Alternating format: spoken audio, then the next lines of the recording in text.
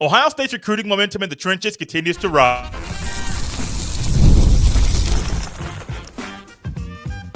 You are Locked On Buckeyes, your daily podcast on the Ohio State Buckeyes. Part of the Locked On Podcast Network, your team every day. Welcome in, Buckeye fans, to your Tuesday edition of Locked On Buckeyes, which is your daily Ohio State podcast, part of the Locked On Podcast Network, your team every day. I am your host, Jay Stevens, Veteran Sports Talk host, delivering passionate coverage about your Buckeyes. And today's episode is brought to you by Monarch Money. Take control of your finances with Monarch Money. Use code LOCKEDONCollege at monarchmoney.com. for 50% off your first year. During today's show, we will discuss some positions of need for Ohio State on the recruiting trail, as well as Buckeyes' emphasis during official visit season. But first, what the Buckeyes got a year ago from the offensive line was not only pivotal for Ohio State to win a national championship, but it's also huge in their quest to land elite offensive linemen in their 2026 recruiting class. And one guy out there that saw what the Buckeyes O-line did a year ago and is considering being a Buckeye in the future is four-star offensive lineman Drew Evers from Flower Mound, Texas. He stands at about 6'4", about 285 pounds. This young man put Ohio State in his top six. And the everydayers know I don't generally buy into someone putting Ohio State or any school in their top six, or top five, or top 10, or top 8. I truly don't care most of the time. However, I want to see what your action is. Where are you going to take an official visit? And this young man also has an official visit scheduled to Ohio State on June 6th. So not only is he shortening the list of schools he's putting interest into, but also he's putting action into his recruitment as well, and Ohio State being in his top six. And with his action being there, his skill set being there, him being a guy that I do believe would be ideal to be an offensive lineman at Ohio State in the future, all this makes me excited about what Drew Evers might be in the future. That's if he will be a Buckeye. I say if he will be a Buckeye, because I truly don't know. I don't want to get too deep into this without saying that I truly have no idea where this young man's going to go. But he's the kind of candidate that Ryan Day and Tyler Bowen and all the other coaches out there need to push very, very hard to land this young man. Now, the Buckeyes are going to have a lot of elite offensive linemen take official visits this over the next few weeks. One of them being Felix Ojo, who's coming this week, and so you're getting the first crack at a five-star offensive tackle, one of the best players in the cycle. You better knock that out of the park. But you also better knock it out of the park with Drew Evers.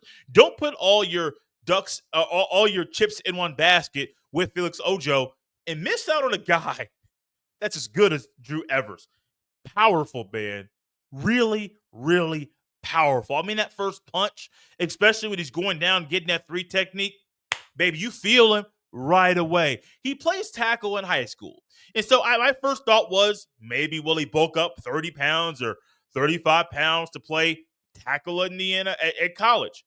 I don't see that. I personally see a guy that's a tackle in high school. Great. 285, you're probably going to be a tackle in high school.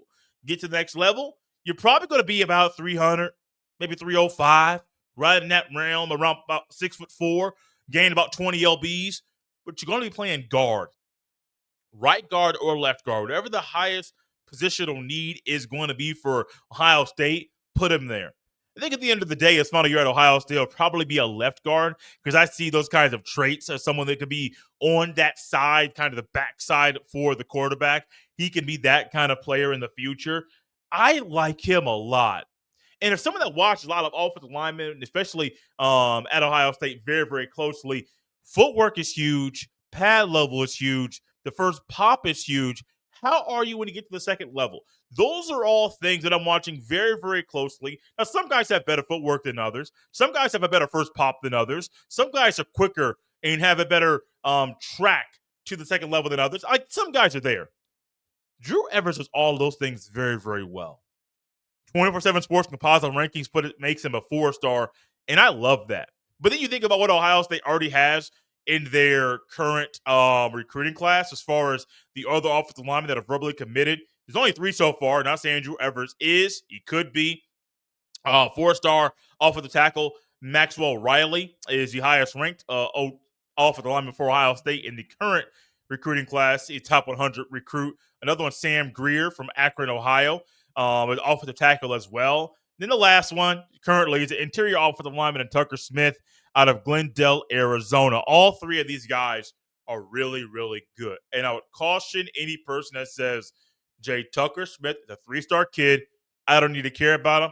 I don't need to look at him. Not at all. I would say, pump the brakes, pause a little bit. Don't buy into the recruiting rankings.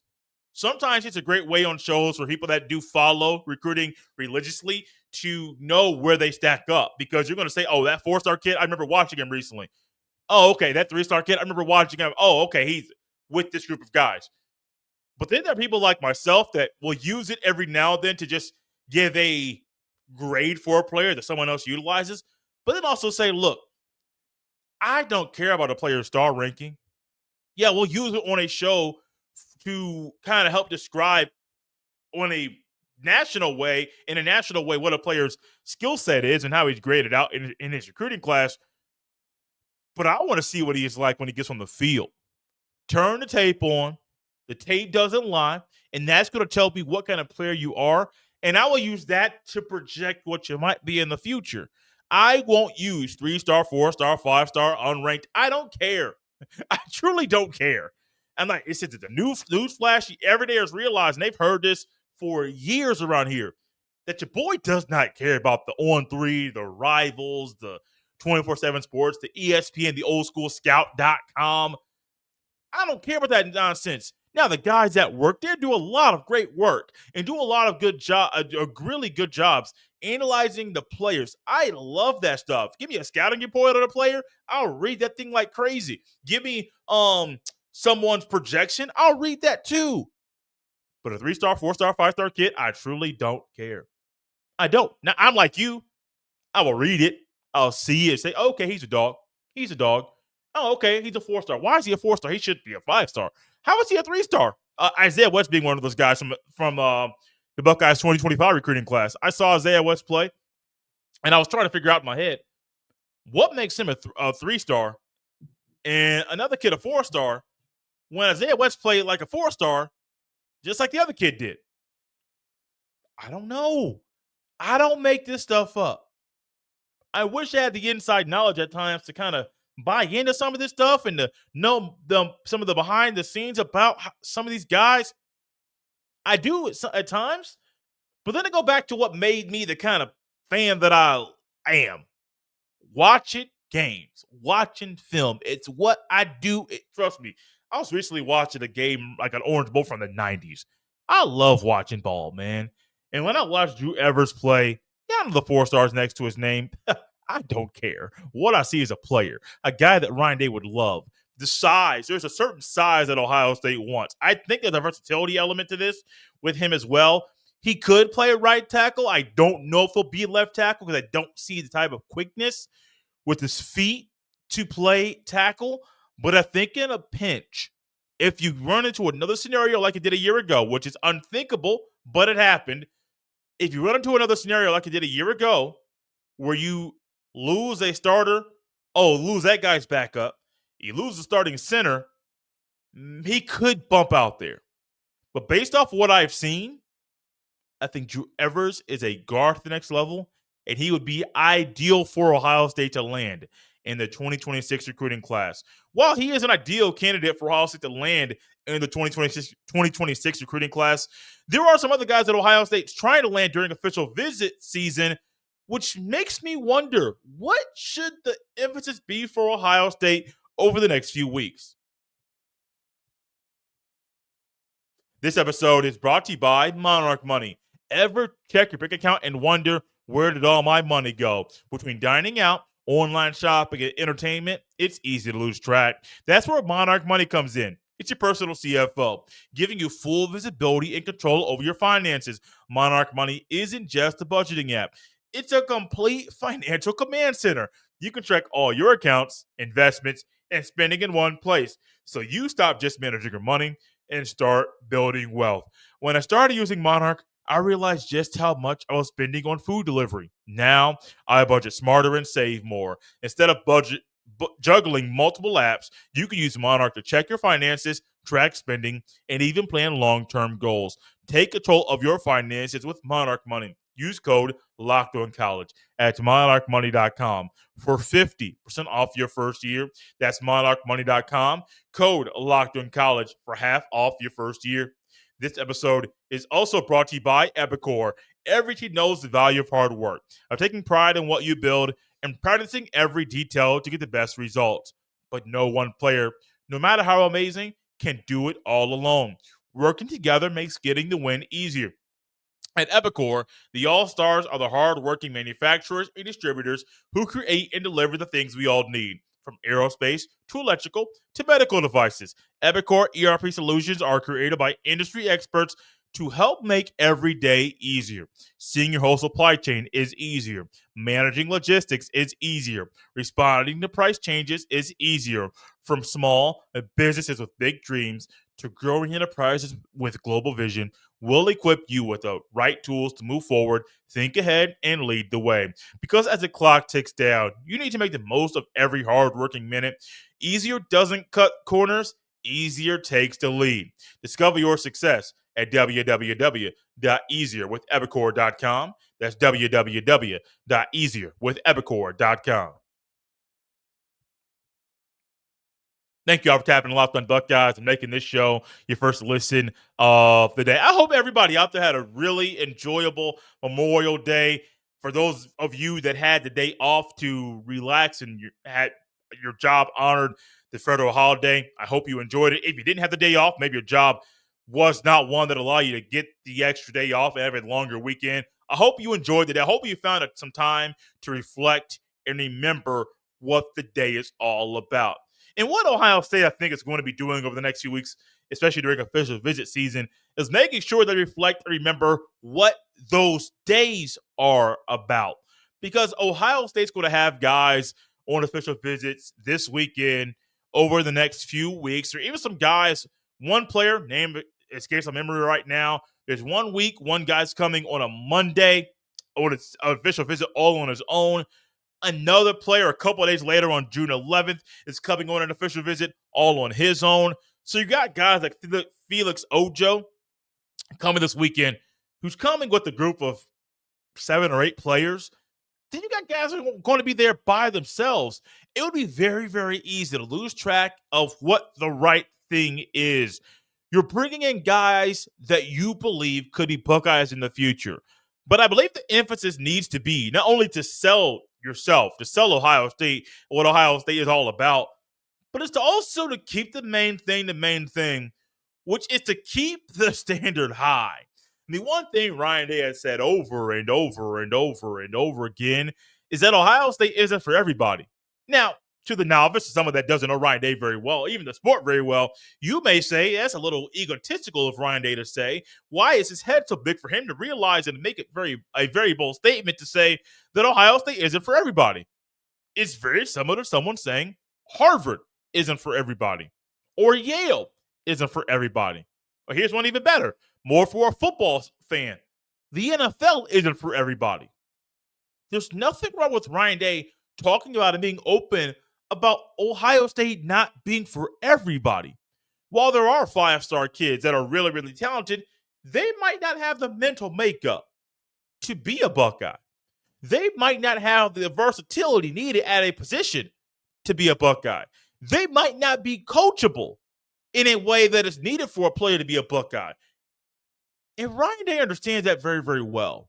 And a lot of people out there, coaches specifically, they want to try to raise their own standard, but they don't want to do the necessary things to raise the standard or to keep the standard high.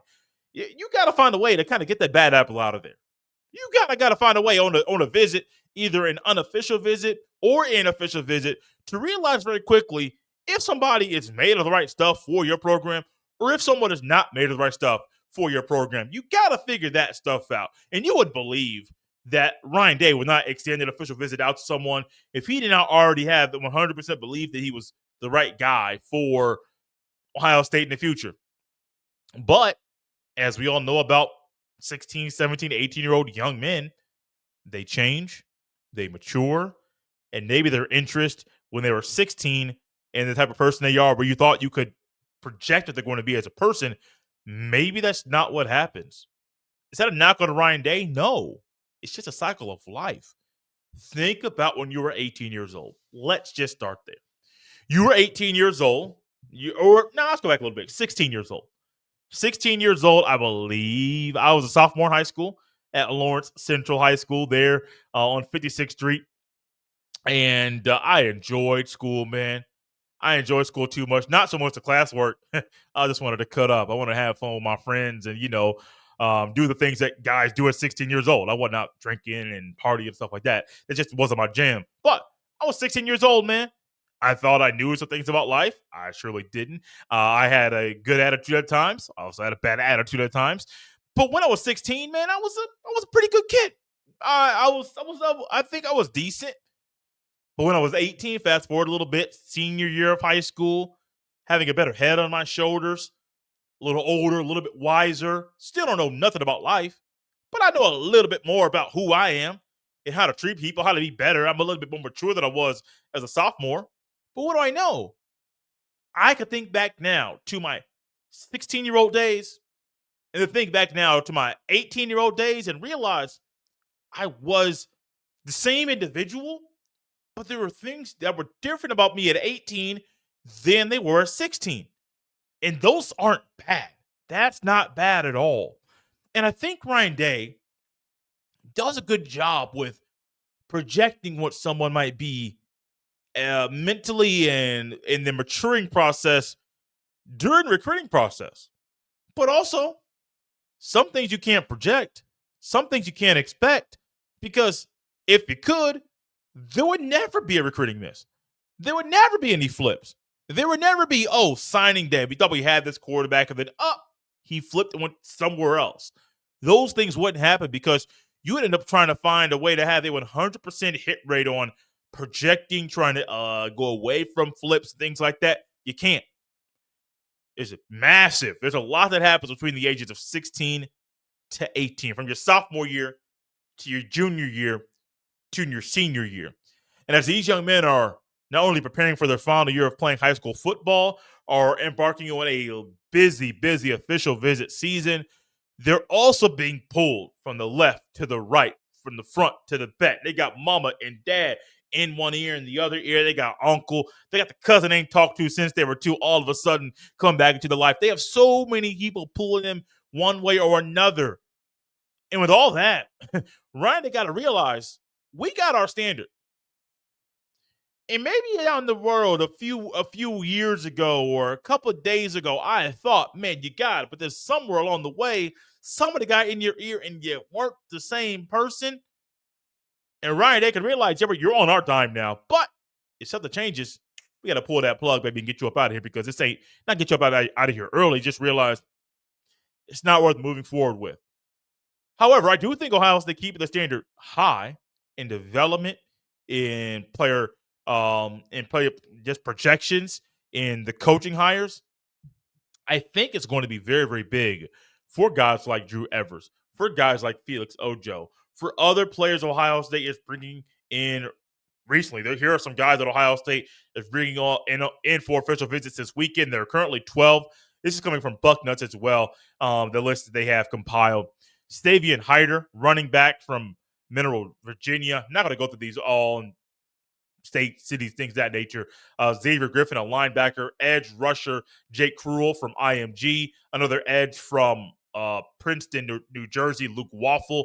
Max Sutter, Caden Dixon-White, who's already verbally committed to Ohio State. Preston Carey, a defensive lineman who was also down there at IMG. CJ Santa, who's already committed to Ohio State. Donovan Webb. Corbin Fordham, who's already verbally committed as well. Then last but not least, Aaron Thomas. Those are the guys that are currently scheduled for official visits to Ohio State. I love that you got guys that are already verbally committed coming this weekend to help with guys like Drew Evers, to help with guys like Felix Ojo, Savion Hyder, and others. You want those kind of guys that have already verbally committed to influence those guys, even the best of the best in this bunch. A couple 5-stars in there. You want the verbal commits to influence those 5 stars so much that they are compelled to be a Buckeye, and the feeling they get about being a Buckeye is so strong that they say, hey, buddy, hey, you, school that I'm supposed to go to next week, don't cancel that visit. We're going to shut down the entire recruitment and verbally commit to be a Buckeye in the future. Keeping the main thing is great for Ohio State during official visit season. But what are some positions of need for the Buckeyes to focus on during the 2026 recruiting class? I'll tell you those next.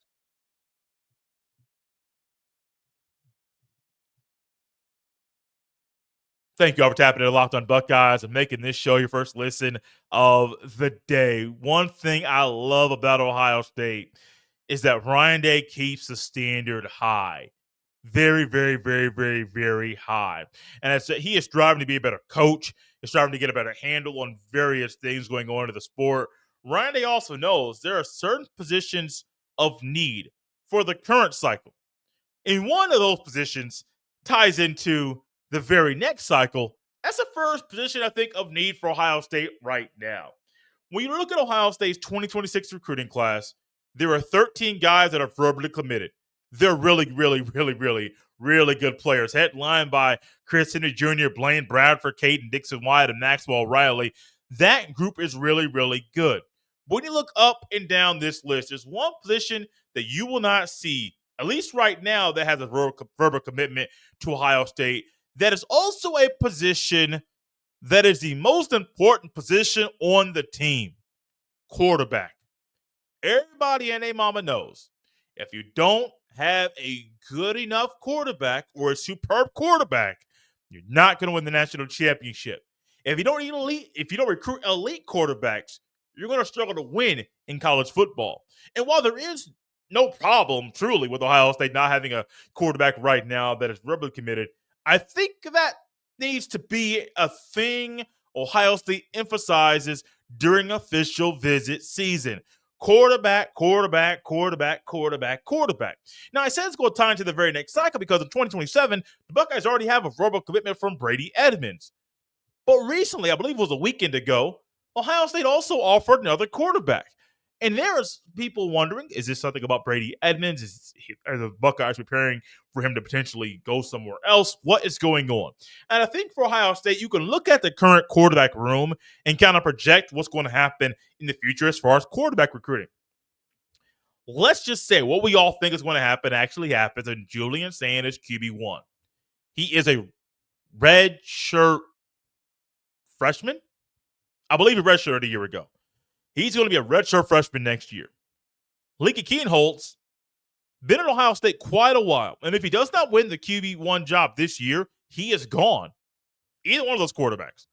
If Sand doesn't win it, or if Kienholz doesn't win it, the loser is gone. I don't believe Tavian St. Clair is going to be hitting the portal in December if he does not win QB1 this year, because nobody thinks he's going to win the starting quarterback job this year. But one of those guys is gone. Yes, Eli Brick Handler is at Ohio State. Nobody thinks Brick Handler is going to start in the future with the other guys that are ahead of him. So you're going to end up having, let's say, St. Clair, and Brick Handler. You're going to want to have at least one quarterback in 2026. And let's just say, just for sake of the argument or the conversation, that Ohio State has one quarterback in 2026. Well, the very next year, assuming that Sand starts again, stays healthy, Sand's gone. 2-year starter at Ohio State, 3 years in college, you're going to the NFL. It's just a cycle of life. So if he's gone, at least Tavian St. Clair, Brick Handler, I believe, he would be gone too. Then you have one quarterback. So eventually you would have to get either 2026 cycle or the 2027 cycle, 2 quarterbacks, or you hope you hit on the transfer portal. I say hope you hit because you don't always hit. You don't. So in one of these cycles, 2026 or 2027, you need to have 2 quarterbacks. Absolutely need to. So I'm not surprised Ohio State in 2027 in that cycle, they offered another quarterback. Really, it's not just about projecting and protecting yourself in case Brady Edmonds flips to another school, but also you need to just stockpile that room. Because let's say Eli Brick Handler did not transfer to Ohio State. You're going into the season with 3 scholarship quarterbacks that have very little experience. And one of them has no experience at all. So 2 guys that have very little experience, another guy that has no experience, that room is not the strongest room in the country. Now they got talent, but the talent doesn't match the type of experience you want those guys to have. So you got to have two quarterbacks either in the 2026 cycle or the 27 cycle, because even if you hit the portal again, you're bringing in a guy that's probably not projected to start, similar to Eli Brickhandler. That's the first position of me is quarterback. That is a position of need for Ohio State right now on the recruiting trail. Another one, or really a couple, is very, very easy to me. O-line or D-line, I can couple those very, very easily. I can even put the D-line over the O-line right now because they really don't have much activity right now as far as verbal commitments. Now, I do expect between now, which is May 27th, through the end of July, you're probably going to get a couple verbal commitments from D for the lineman. It honestly wouldn't shock me if after this weekend, middle of next week, you get one of those edge rushers, maybe the kid that's from IMG to verbally commit to Ohio State. It wouldn't shock me at all. But as these kids go on their official visits and as they push forward with their recruitment and as they hear some of the best pitches around the country that some schools have, you're going to figure out, hey, is that school for me or is another school for me? Do I want to pursue the school that's going to give me the money, or do I want to pursue the school that's going to develop me the best?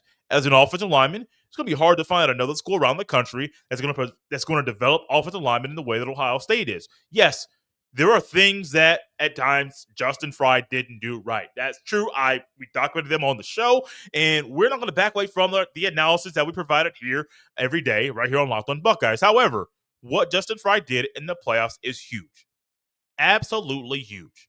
And Tyler Bowen's quick impact on the Buckeyes O-line recruiting is equally as huge because he's setting the right foundation for the future of the room he's currently leading. D-line, maybe somebody knows something about Ohio State we don't know because we keep hearing rumors about Larry Johnson leaving. I'm going to throw it out there because I don't know if he's going to retire or not. But what we got last year from the defensive line was a breath of fresh air in the playoff. And who was leading him? Larry Johnson. So we can sit here and harp on the O-line development, the O-line play in the playoff, the guys that were developed, the guys that were comfortable playing in an abnormal way, being able to rotate guards. And what did you find? They were really, really good. Well, that unit that had to do different things in the playoff, that gets a lot of attention. What should also get a lot of attention is what the D-line did in the playoff. Wow, it's different because you got guys that are going to get drafted no matter what versus guys that are trying to get drafted in the future. That's true. That's context. But context is also big here because the D-line got more pressure on the quarterback. The edge rushers were truly edge rushers. Ty Hamilton, Tyleik Williams, Edric Houston, Cade McDonald, they were dogs in the playoff. So I can't gloss over what the O-line did without also talking about what the D-line did. And that coach that was coaching the D-line a year ago, still at Ohio State, along with Cade McDonald and Edric Houston, that were developed in big ways last year.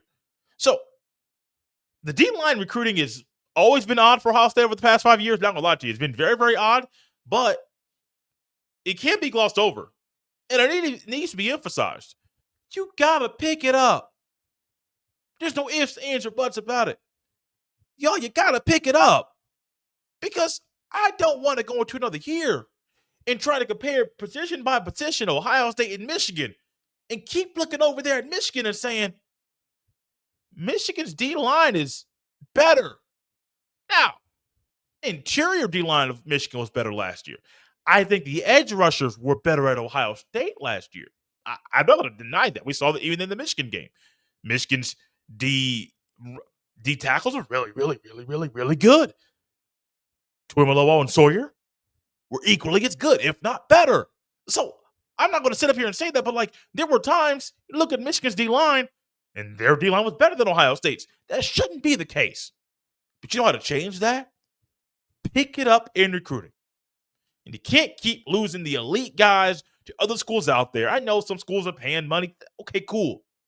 You're Larry Johnson. It's the Ohio State University. That's not what I call it. That's what everybody else calls it. And you know what? When it's the Ohio State University, you need to act like it. Act like it on the recruiting trail. You can't just walk in and expect the Block O to recruit for itself. You got to recruit and sell yourself. And while doing that, that is the other position of need for Ohio State on the recruiting trail. Running back, they're good. Tight end, they're good. Receiver, we already know. Corner and safety, they're doing a great job. Linebacker, it's really just three positions, y'all. Quarterback, offensive line, and defensive line. Thank y'all for tapping and Locked on Buckeyes and making this show your first listen of the day. For your second listen, check out the portal because my guy Brian Smith is a guy to keep you up to date with NIL, the changes with the transfer portal, the different things going on in recruiting, and you can find the portal and Locked on Buckeyes on the YouTube or wherever you listen to podcasts. You can follow me on any social media platform at jstevens07. Send every email to jstevens317 at gmail.com. It's Locked on Buckeyes right here on a Tuesday. We'll see you next time.